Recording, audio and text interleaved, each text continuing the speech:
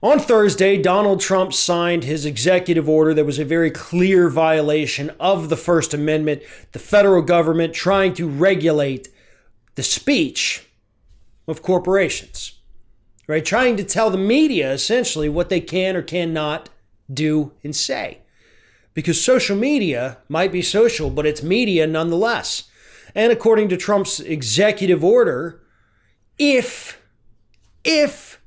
anyone perceives bias from a social media outlet, Twitter, Facebook, LinkedIn, if that's your thing, you can go ahead and file a complaint in the FCC or the FTC, depending on, I guess, the level of the complaint. One of those government agencies is going to waste tax dollars to investigate that for you. And then if they find out there was political bias, who the hell knows what will happen by then, because we'll never get to that point, folks. This is a violation of the Constitution. Legal scholars on the right and left have already looked at this and said, you can't do that. It doesn't matter how conservative the court system is, wherever this gets challenged, it ain't going to stand. So you can't do that.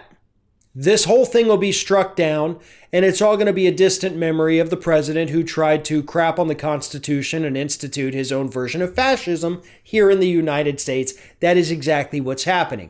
But to their credit, Twitter's not backing down.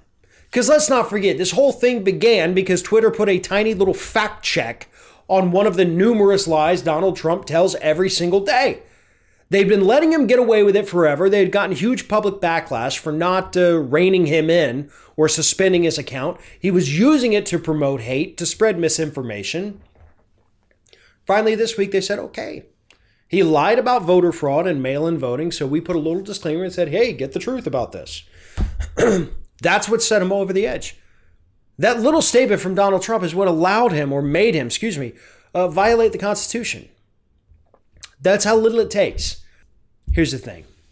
Twitter's not backing down. And I love that. Because in Donald Trump's Friday morning tweet, where he said that the people in Minnesota were thugs, and that he was tempted to send the military there to start shooting, Twitter put a disclaimer on that. Essentially, they hid the tweet. They put a disclaimer over it saying that this tweet glorifies violence, but we believe it's in the public interest to leave it available because obviously it's from the President of the United States. But we have to put the disclaimer up because, yes, in fact, it does glorify violence. Now, just yesterday, by the way, Donald Trump retweeted an account that called for the death of Democrats. It said the only good Democrat's a dead Democrat, and Trump retweeted that. So we have this disclaimer. We have Twitter saying, all right, you're going to be a dick to us? We're going to make you pay for everything. Every time you now violate our rules, we're going to enforce it. We're not going to look the other way anymore. This isn't going to be a one-off instance, and every single time you screw up, we're going to make sure the public knows about it. We're going to make sure that you can't do this anymore. We're going to make sure that people understand that, yeah, you are in fact a vulgar pile of human excrement. Because Twitter's in the right here. Donald Trump cannot police or enforce any policies at that company. Unless, of course, it's related to their hiring or firing of people or the working conditions at Twitter.